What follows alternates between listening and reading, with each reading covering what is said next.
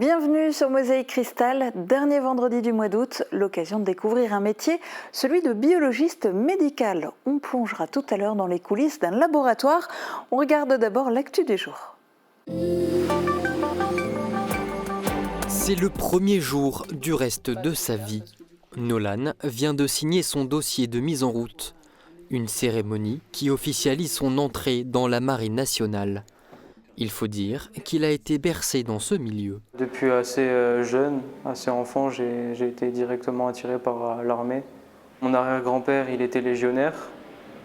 Mon grand-père, il était au 3e RPIMA. Ma mère, elle a fait l'armée aussi. Enfin, beaucoup de membres de ma famille ont fait l'armée. Donc, Pour toi, c'était logique de t'orienter dans cette alors, voie? pour moi, j'avais quand même le choix. Mais oui, c'était une sorte de tradition. Donc, disons que ça a joué aussi un petit peu. Si sa mère le soutient à 100%, cela reste néanmoins un petit déchirement. Comme toute maman, ça me fait mal au cœur, ouais, parce que je le verrai plus autant qu'avant. Et puis c'est mon garçon, donc forcément je suis proche de lui. Ça fait un petit mal au cœur, mais je sais qu'il va s'épanouir et qu'il va faire ce qu'il aime. Donc il sera heureux, et s'il est heureux, je serai heureuse, quoi. Allez, on passe le pneu, les mains sur le pneu. Originaire de Racrange, en Moselle, Nolan va bientôt découvrir tout autre chose. Discipline, travail, respect et mental de fer, tant de qualités indispensables qu'il devra mettre en application. Essentiellement de la motivation. Alors il y a quand même un état d'esprit puisque nous en fait on va travailler en équipage dans la marine, donc il faut aimer travailler en collectivité, ça c'est déjà une certitude. Il faut être motivé pour aller vivre un métier en fait, parce que c'est quand même quelque chose, un métier qu'on fait souvent par passion. Ouais, moi je me sens motivé. Est-ce que c'est enfin quelque chose qui se concrétise vu que tu l'imagines depuis longtemps? Oui, bah oui. Ah, j'ai hâte. À 16 ans, Nolan n'a déjà plus de doute. Son objectif est clair, rallier les commandos de la Marine nationale. Mais avant, beaucoup de travail l'attend, avec comme point de départ l'école des mousses dès la rentrée.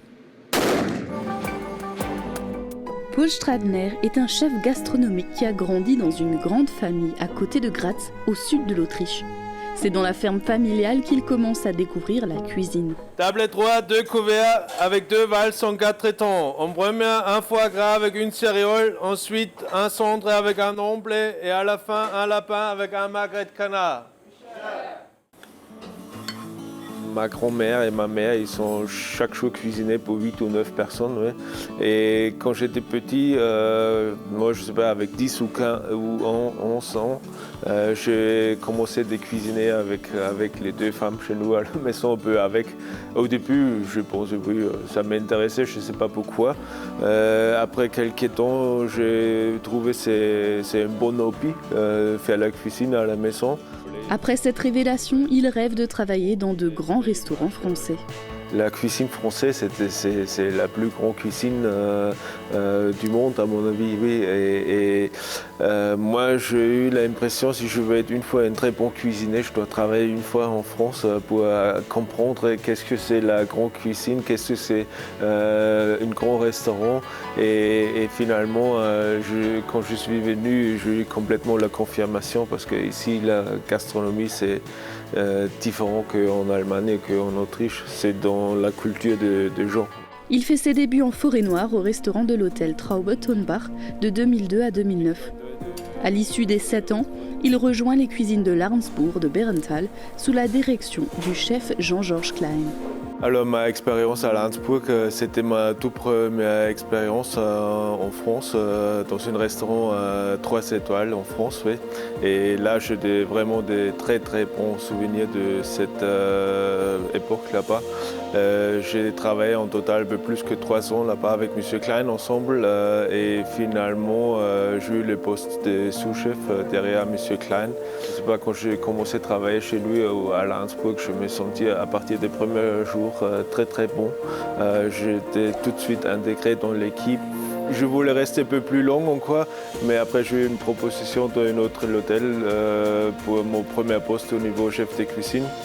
Là je me dis ok, cette proposition ça ne va pas venir une deuxième fois, je veux le prendre. En 2012, il part donc travailler au Brennes à Baden-Baden.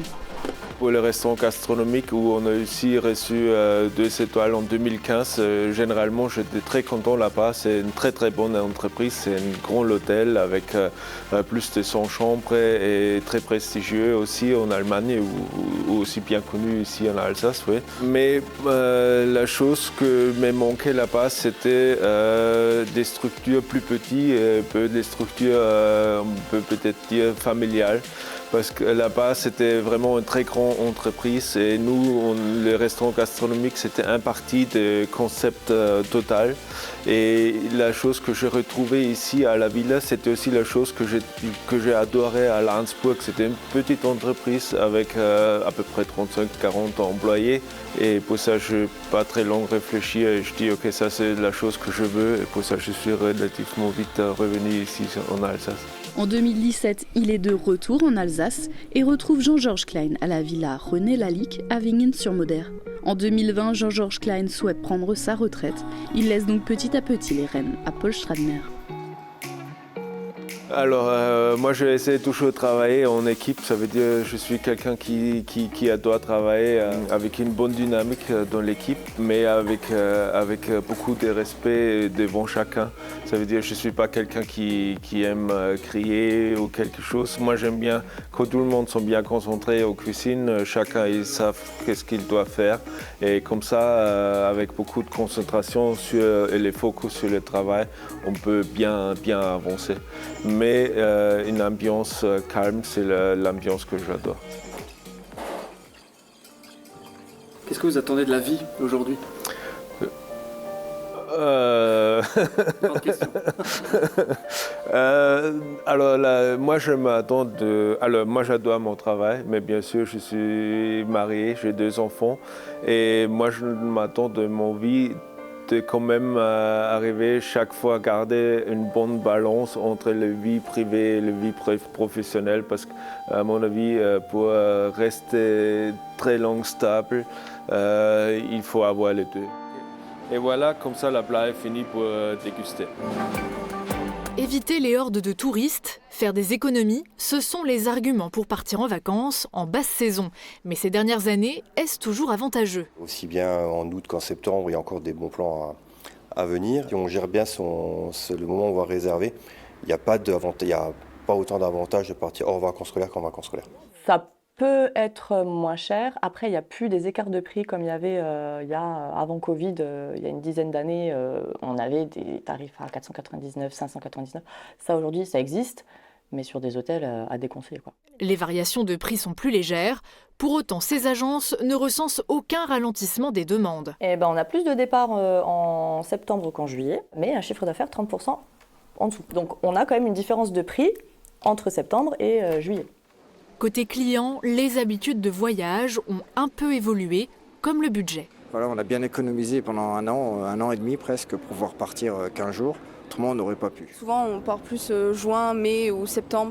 Enfin, aussi parce que juillet-août, il y a beaucoup de, il y a plus de monde. Je pars jamais pendant les périodes d'été. Juillet-août, je pars pas. On apprécie aussi de faire des petites vacances en France. En fait, ça nous permet de garder un certain confort de marge de budget, on va dire, sans aller très loin et de profiter à fond, quoi. J'ai des filles en service civique en Italie. Je vais les voir forcément, mais en Flixbus. C'est beaucoup moins cher, voilà, ça me permet à moindre coût de partir. Alors pour profiter de bons tarifs, ces agences sont unanimes. La clé est d'anticiper ces réservations. On a plus en plus de clients qui réservent en première minute, qui réservent tôt pour avoir un tarif plus intéressant, pour pouvoir échelonner aussi leur paiement. Donc on a maintenant des clients qui nous font déjà des devis pour l'été 2024. Séjours plus courts, budget revu à la baisse, voyage en bus, prix bas selon certains partenaires, les solutions pour partir à moindre frais sont bien réelles. Malgré une hausse des demandes auprès des agences touristiques, voyager est un luxe. 35 à 40% des Français ont estimé ne pas pouvoir partir en vacances en 2023, notamment pour des raisons financières. Les murs se remplissent à un rythme effréné. Depuis son ouverture au public au mois de juin, le Mosa on the Beach attire les curieux. 7 artistes internationaux du street art ont déjà laissé leur marque dans cet ancien bâtiment du 4e cuir. Le public a la possibilité de venir voir l'artiste en pleine création de son œuvre. Chaque après-midi, une centaine de visiteurs viennent découvrir ce nouveau lieu d'expression du street art.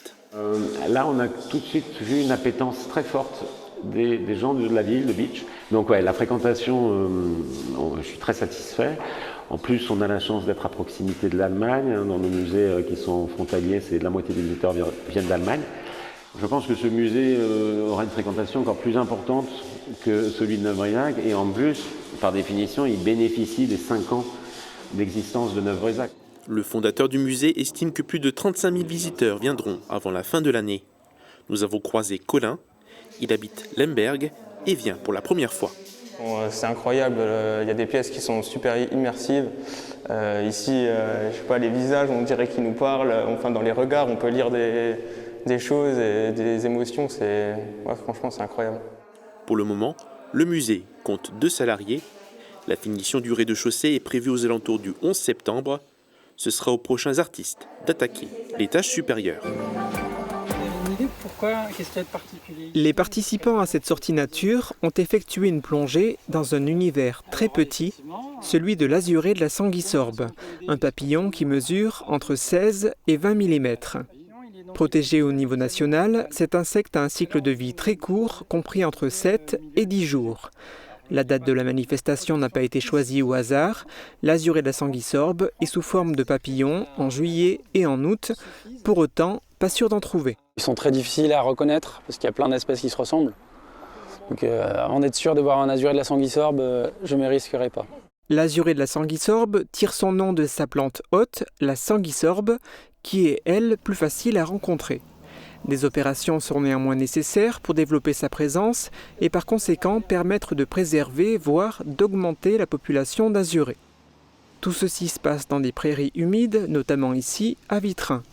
En 2018, une trentaine d'azurés avaient été comptabilisés dans cette zone. L'objectif, c'est vraiment de sauvegarder ce qui est en l'état, ce qui est déjà là, et bien sûr de développer aussi un peu les aires de vie où le papillon s'est établi. Et il ne faut pas que ça se fasse non plus au détriment de l'urbanisme. Donc ce volet d'urbanisme a tout à fait son importance parce que évidemment là où le papillon est, on peut difficilement construire, on peut difficilement détruire ses habitats.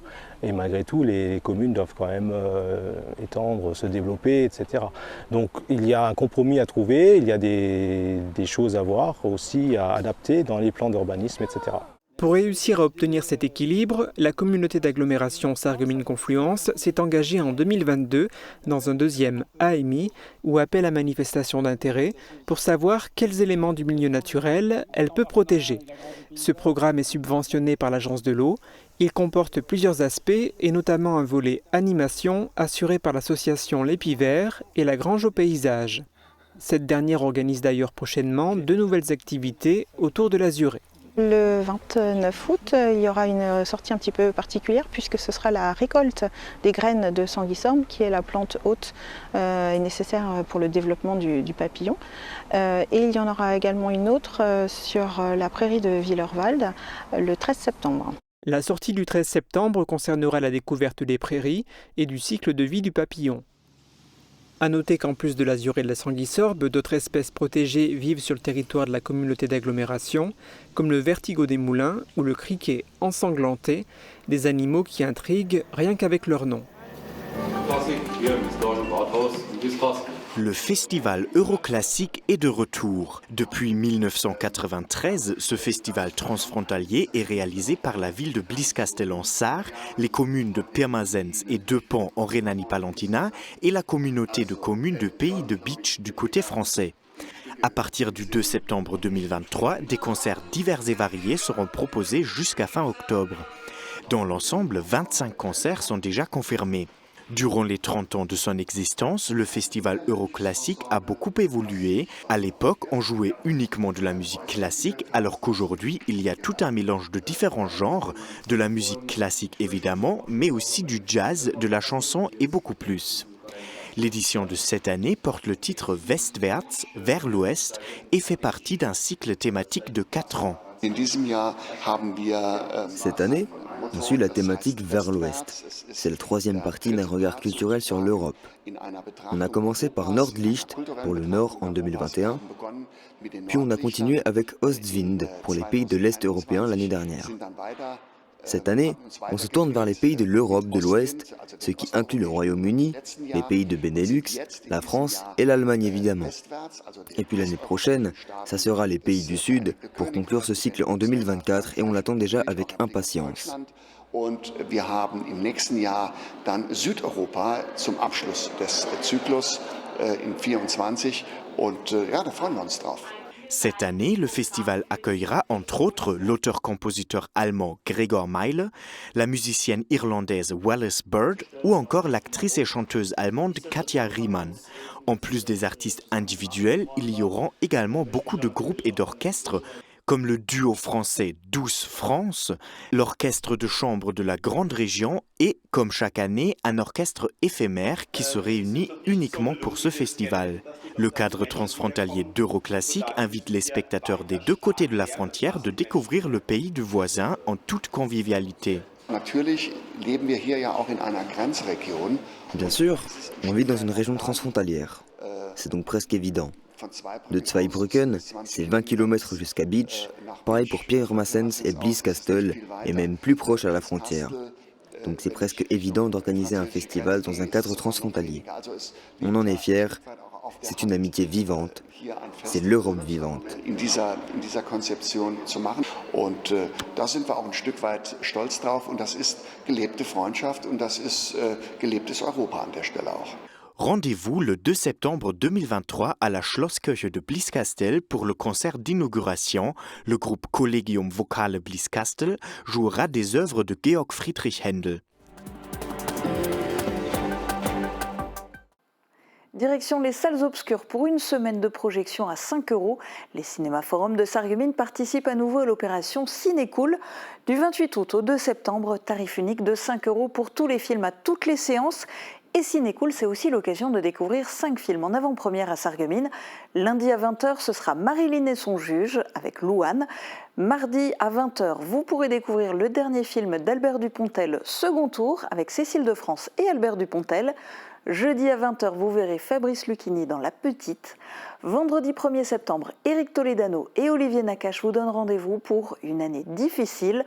Enfin, samedi 2 septembre à 20 h, vous pourrez voir Acide, réalisé par Juste Philippot, avec notamment Guillaume Canet. Bon ciné à tous, mais pour le moment, je vous propose de regarder les prévisions météo pour demain. Couverture et zinguerie, une toiture Moder Habitat apporte sécurité, protection et pérennité par tous les temps.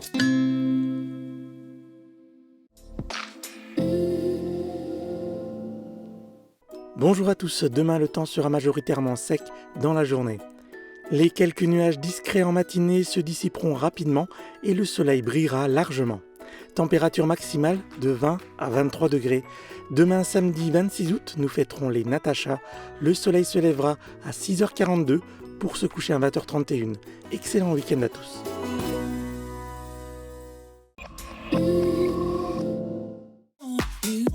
La saison culturelle de Sarreguemines vous invite à de nouvelles rencontres pleines d'émotions dès le 3 octobre. Au programme, près d'une vingtaine de spectacles aux univers variés, tels que danse, musique, humour, clown ou encore théâtre, en compagnie d'artistes de renom. Christophe Willem, Antonia de Rédinger, Thomas Croisière, Electro Deluxe ou encore Florent Père. Infos et réservations sur www.sarreguemines.fr. Ouverture de la billetterie à partir du vendredi 8 septembre dès 16 h en ligne, par courrier ou sur place en mairie lors des 2 journées de lancement, ainsi qu'à l'Office de tourisme.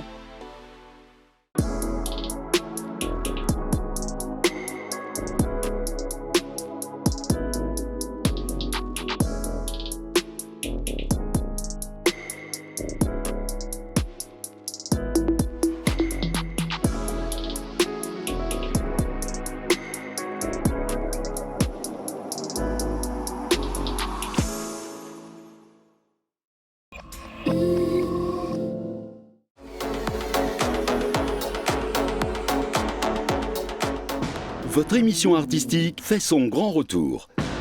Des têtes d'affiche, de nouveaux talents.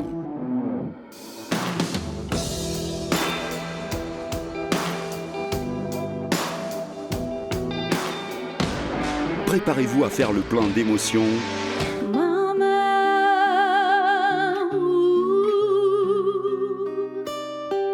I didn't mean to make you cry. If only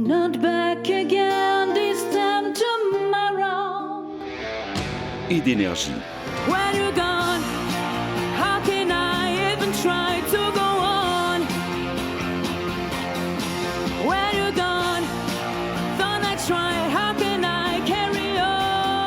Le Cadre, la nouvelle saison, dès le jeudi 7 septembre sur Mosaïque Cristal.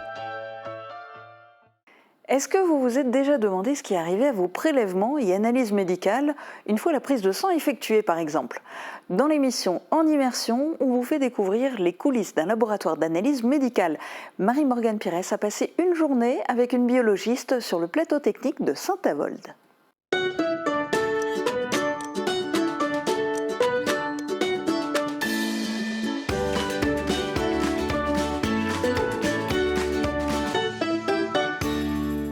Bonjour à toutes et à tous, je suis ravie de vous retrouver pour ce nouveau numéro en immersion. Vous le voyez derrière moi, je me trouve aujourd'hui au laboratoire d'analyse médicale de Saint-Avold. Je vais passer la matinée avec une biologiste. Cela va permettre de découvrir ses missions, le déroulé de ses journées, mais aussi le fonctionnement de ce plateau technique. C'est parti!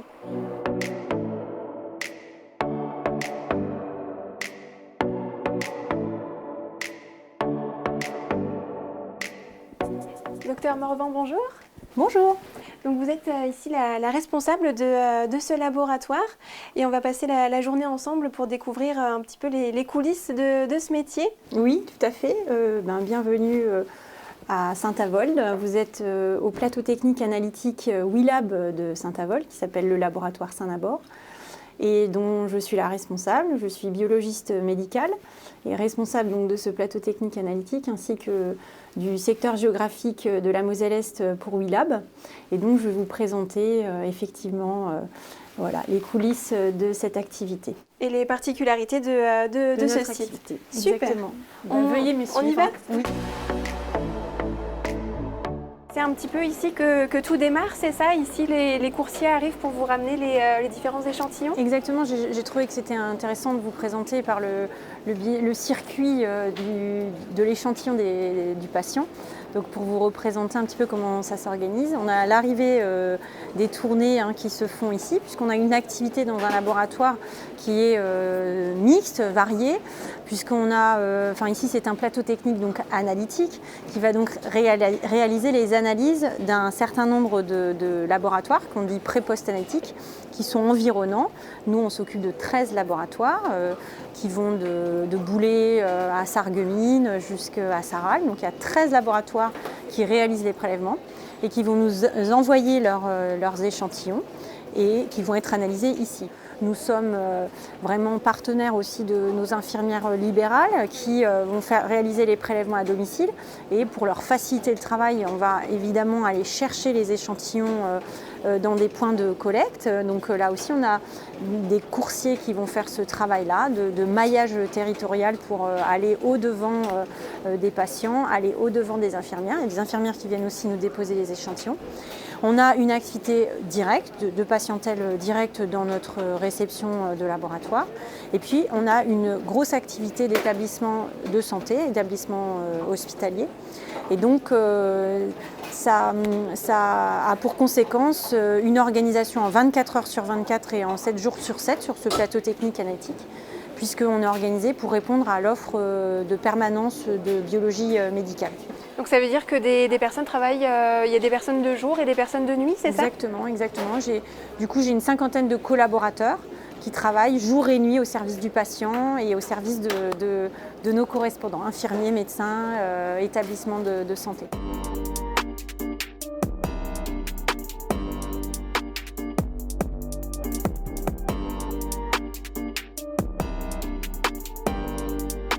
Donc là, on a vu, les prélèvements sont arrivés et ensuite, quel est un peu le cheminement? Alors, les prélèvements sont arrivés par exemple du laboratoire de Sarreguemines. Ils vont être dispatchés en fonction de leur couleur. Évidemment, on ne travaille pas tout à fait sur la même partie entre guillemets du sang selon la couleur du tube. Donc sur tube violet, par exemple, on travaille sur sang total. On va le voir pour justement analyser toutes les cellules du sang et l'hémogramme ou la numération formule sanguine. Donc on a besoin de travailler sur sang total. Et là, on va placer le tube sur l'analyseur à l'entrée de chaîne et il va commencer à partir justement pour être analysé.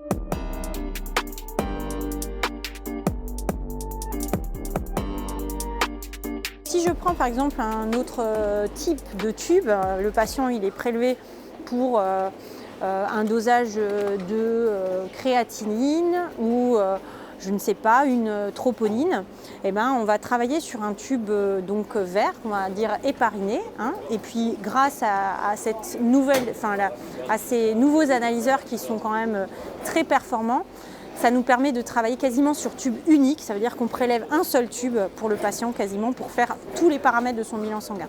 Ça, c'est vraiment l'évolution majeure des dernières années. Donc 45 minutes à peu près pour un prélèvement, c'est ça pour Voilà, c'est ça. Il faut compter donc 10 à 15 minutes de centrifugation. Et puis ensuite, il faut compter quand même facilement 45 minutes d'analyse, en considérant que parfois il y a beaucoup de tubes à analyser, donc il faut que chaque tube attende son passage, et puis parfois une repasse si besoin. Donc globalement, il faut intégrer que toute sa chaîne, là, ça va représenter 1 heure.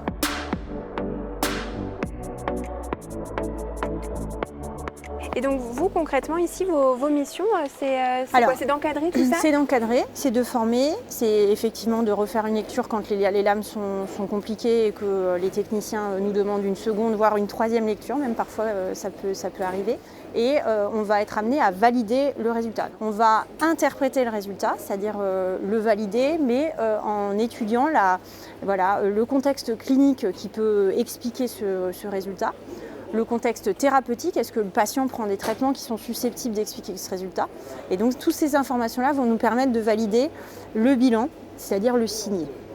D'accord. Et du coup, vous me disiez aussi, ça va aussi plus loin, si jamais vous remarquez qu'il y a un résultat qui n'est pas, entre guillemets, conforme, vous allez chercher à prévenir le médecin traitant ou le patient. Donc votre mission ne s'arrête pas juste à faire l'analyse. Exactement. Finalement. Alors pas seulement sur l'hémogramme, mais sur l'ensemble des résultats qui vont être produits sur un plateau technique analytique. Le biologiste est vraiment là dans le parcours, entre guillemets, dans l'analyse de ces résultats et va être garant des résultats et donc responsable et donc communiquer aux médecins si c'est possible dans un premier temps les résultats. Parfois on est dans une impasse, on n'arrive pas à joindre le médecin, donc on va être amené à appeler l'infirmière dans un second temps, si la situation le permet, que l'infirmière est disponible. Et puis dans des situations où on est avec des patients qui ont des pathologies chroniques, en général ils sont très au courant de leur pathologie, donc ça nous arrive d'appeler le patient. Et en dernier recours, vraiment en ultime recours, parfois on se retrouve avec des bilans très pathologiques le soir et dans l'impossibilité de communiquer le résultat au médecin. Donc il nous arrive d'appeler le 15 ou Medigarde.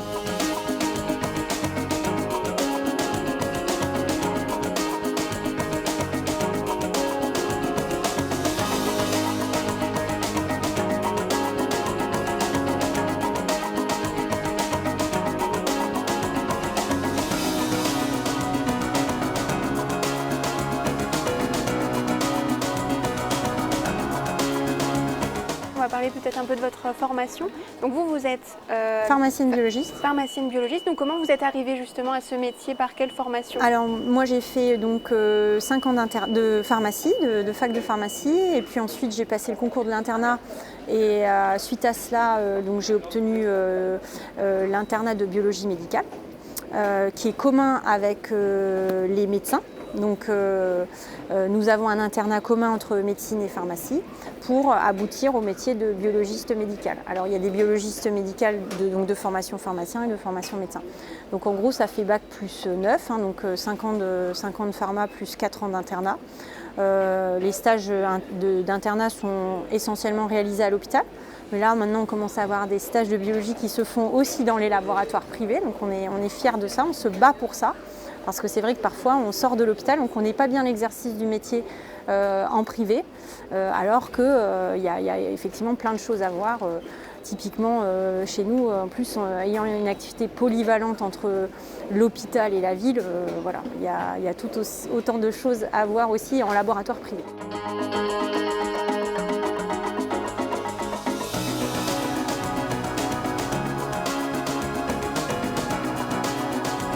voit, il y a des machines très performantes.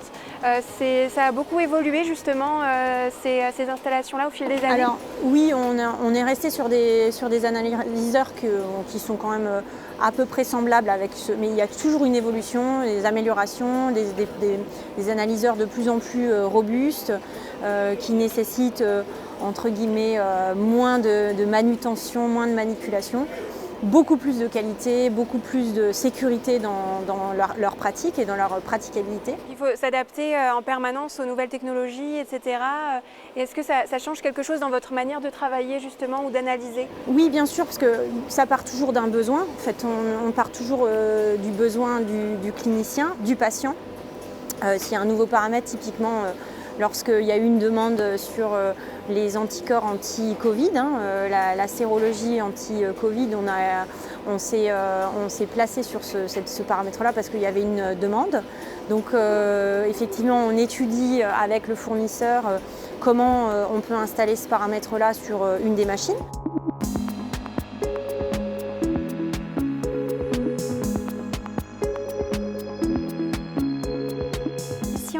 À l'accueil du laboratoire où sont accueillis les patients.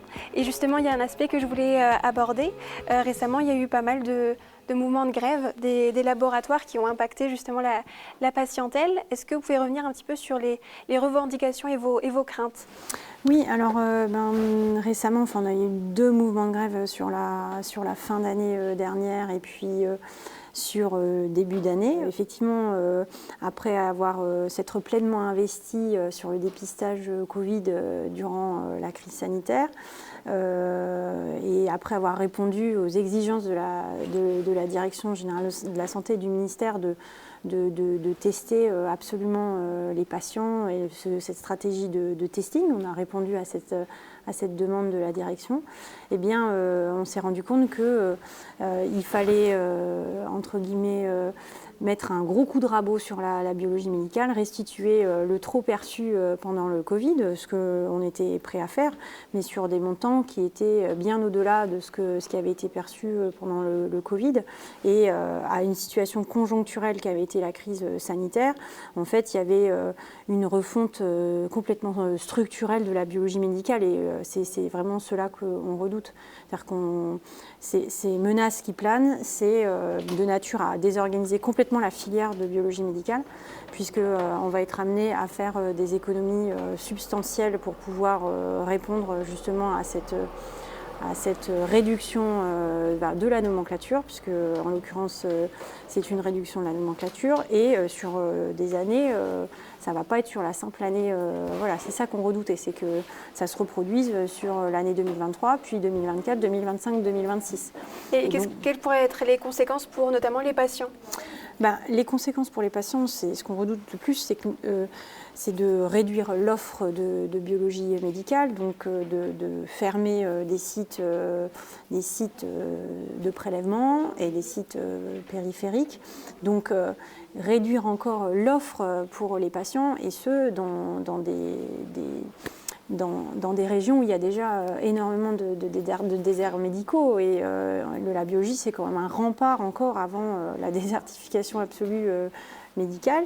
Et nous, biologistes, on est quand même un maillon dans la chaîne médicale du patient. Donc en fait, le risque, c'est qu'on réduise encore l'offre et que les patients se retrouvent encore plus dans une situation compliquée et qu'ils soient obligés de faire de nombreux kilomètres pour aller se faire prélever. Donc c'est ce qu'on redoute.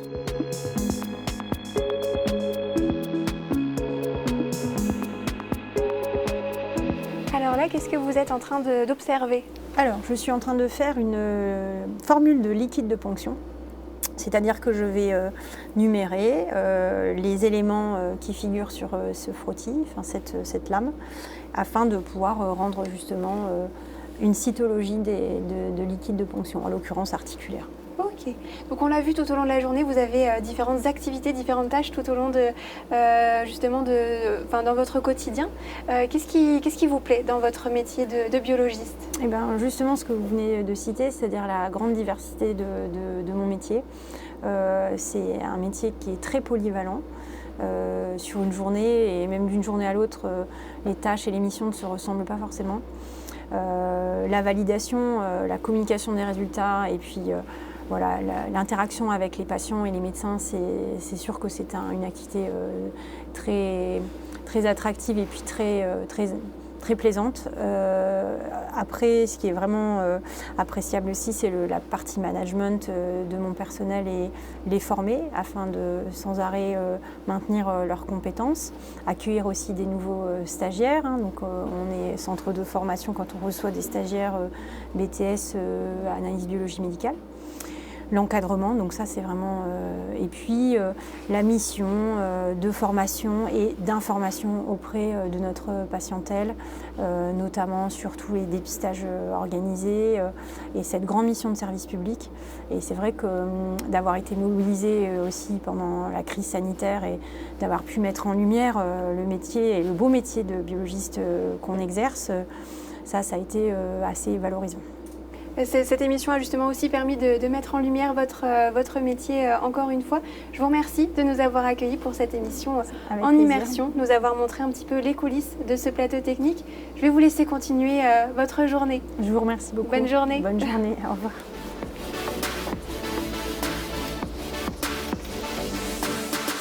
Et voilà, la journée est maintenant terminée. Merci à vous de nous avoir suivis dans cette nouvelle émission en immersion. Quant à moi, je vous dis à très bientôt. Passez une excellente journée.